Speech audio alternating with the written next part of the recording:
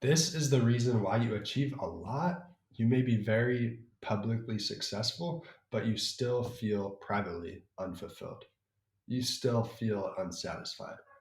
I'm Elijah Meng, and this is the One Decision Away podcast.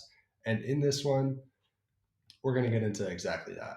Why you still feel unfulfilled, even though you've achieved a ton. You have a high achiever paradigm. Like you are here to accomplish. You are here to do things at a very big level, and you do. But here's the thing: is you don't feel fulfilled. You don't truly feel satisfied. You don't truly feel the fullness, the enjoyment, or the peace that you could be feeling in your life. And so, very often, this comes down to one main thing, and that is conditional worthiness. And before you leave this and just dismiss the idea that you should feel be unconditionally worthy, because that it's a hard idea to accept for a lot of people. Um, just hang around and listen to this really quick. So it's conditional worthiness, and so often what comes from this is we hold a lot of self criticism, a lot of self judgment. We have a very strong inner critic, and often this drives us to achieve a lot. It's what first began driving me. It's what drove me to begin doing what I'm doing, to aim big, and it also drove me into certain patterns like perfectionism. Um, but here's the thing: this conditional worthiness is holding you back, and as a result, you don't really feel super good about yourself unless you're achieving at a high level, unless you are accomplishing all of the standards and expectations that you have set for yourself in your mind. And the thing with this paradigm and pattern is that so often the those standards and expectations, at least in my experience, I can only speak on my personal experience, right? Um, is that those patterns are often very unrealistic or just very high. And so we tend to measure our sense of self worth, our worthiness on this scale of um, how much am I producing? How much am I creating? How much am I getting done? How productive am I? Things of that nature. And here's the thing, all of that is important. It is. But when you're operating from this place, it doesn't matter how much success you create. It doesn't matter how much you build. It doesn't matter how big you become. You will always continue to experience this deep internal dissatisfaction, uh, lack of fulfillment, and also lack of trust. You will have trust issues, and you probably do if this is a paradigm for you, because it can be very easy to create a lot of success, become a very valuable person, and then experience trust issues. Believe that a lot of people in your life, or fear that a lot of people in your life only want to be in your life because of what you have and what you can provide for them, or maybe just the status that you have. And unless you really unpack this conditional worthiness at the core, you can try to, go around it and pick off all the fluff on the top. But unless you really go in and go to the core of this conditional worthiness, you're not going to experience that, because here's the thing: you need to build up your value by being valuable, by producing, by action, by results, by performance, by achieving at a very high level and accomplishing things, that continues to build and build and build your value. And so here's the reality.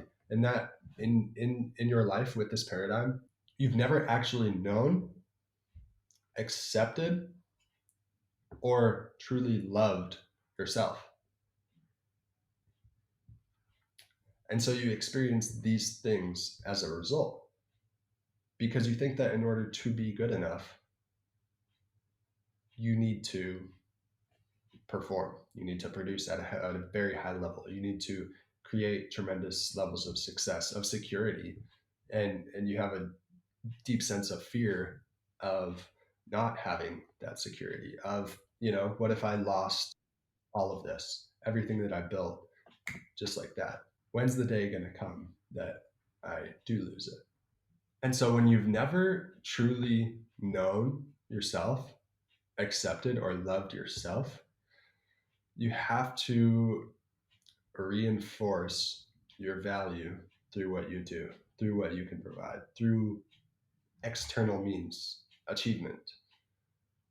And in doing that, you're going against the very thing that you actually are seeking, which is being enough, being accepted, being loved as you are and for who you are, not just for what you have, not just for what you can provide.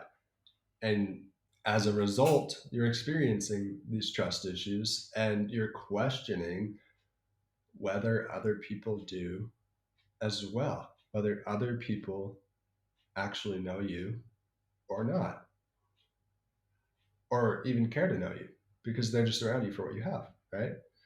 Or questioning whether these other people actually accept and love you for you or not because you don't.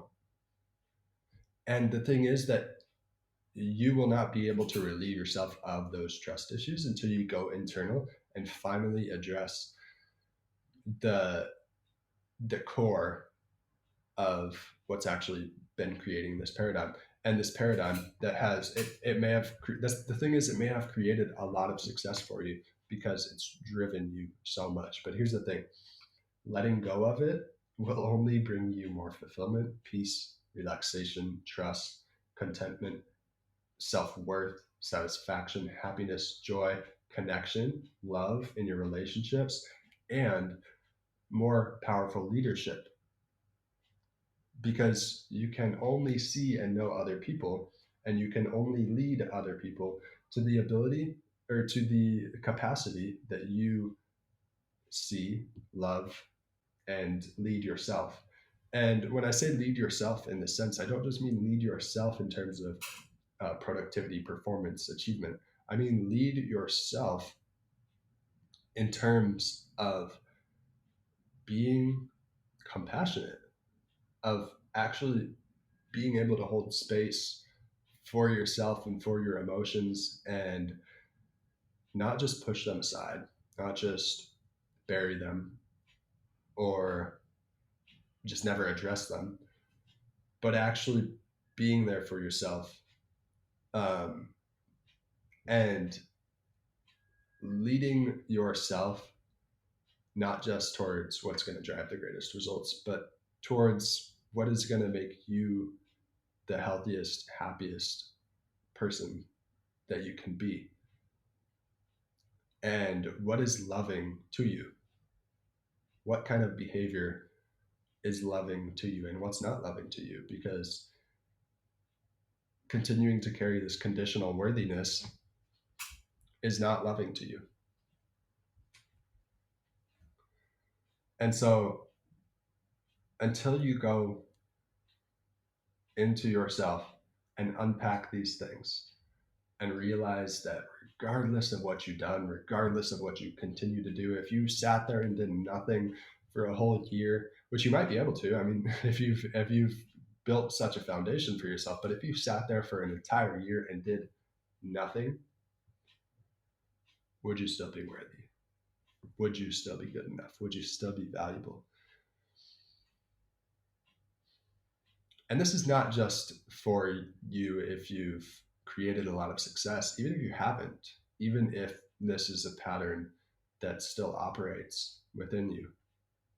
I recommend addressing it, because the pattern may drive you to achieve, but relieving yourself of the pattern, accepting and loving, and actually coming to know yourself for who you truly are will not take away the drive.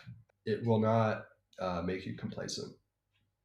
It might make you complacent in trying to prove yourself and justify your existence through external means. In that sense, maybe.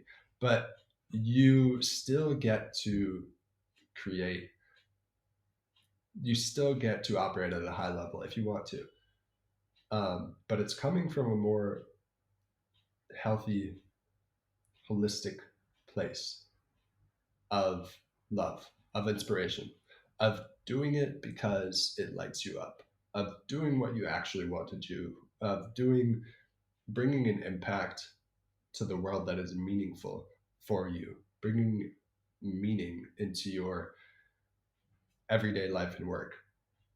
And it may not drive you just to achieve results, but here's the thing: when you embody that level of internal knowing, of actually seeing, loving, and accepting yourself, and letting go of this conditional worthiness, when you do that, you will be able to operate at the highest level the highest level that you are here to operate at. You will be able to fully access and embody the genius within you, the genius that you truly are. And not just the genius in creating results, not just the genius in building huge things, if that's you, if that's what you've done, but the genius in your unique gifts that only you can bring to the world by truly fully accepting yourself, by knowing that you are good enough and you always have been good enough, even independent of your behaviors, independent of anything that you do, independent of whether or not you take a single income producing action for a whole year. You're still good enough. And so unless you come to this realization, you will not truly feel fulfilled. You will not truly feel satisfied. You will not be trusting of life, of yourself, of other people. And there's always going to be this underlying feeling of disconnection. So I hope these insights were valuable for you, because this is coming from my direct life experience, and uh, a big part of what I teach with my clients, and help people to really embody and shift in their lives to create a lot more fulfillment and enjoyment and love and connection, powerful, loving connection with yourself, with other people, and in your leadership. And so um, feel free to share your insights below. Check out the links below as well if this resonates with you and you're interested in potentially partnering with me to really create these results for yourself in your life. I have a link below to my website, or you can just message me on Facebook or Instagram. And yeah, if you enjoyed this, leave a comment, like, subscribe, and give it a rating if you're on Spotify. It's greatly appreciated and helps us to reach more people. So thank you for being here, and I will see you in the next one. Peace.